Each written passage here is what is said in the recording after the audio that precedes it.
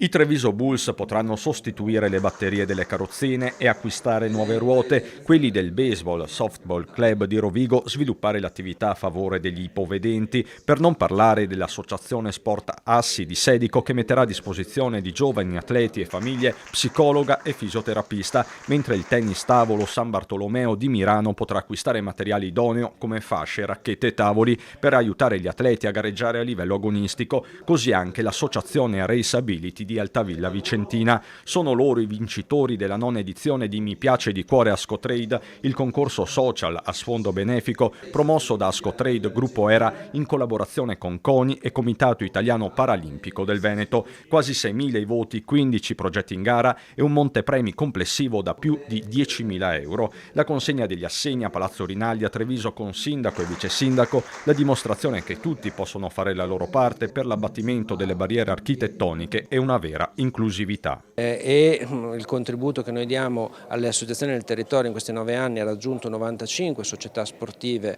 paralimpiche ha erogato complessivamente 150.000 euro e la cosa che vediamo essere di grande valore per tutto il settore è che anche grazie a questa iniziativa c'è una crescita significativa dell'interesse dei cittadini di questo territorio. Testimonial d'eccezione il padovano Francesco Bettella, plurimedagliato del nuoto, campione mondiale e olimpico. Iniziative come queste sono fondamentali per lo sport paralimpico perché insomma anche solo acquistare l'attrezzatura per fare lo sport adattato è un impegno economico importante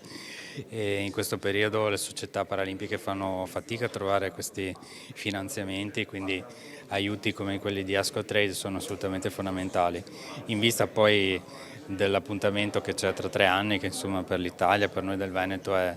assolutamente importantissimo e Milano Cortina sarà un'incredibile occasione per tutti.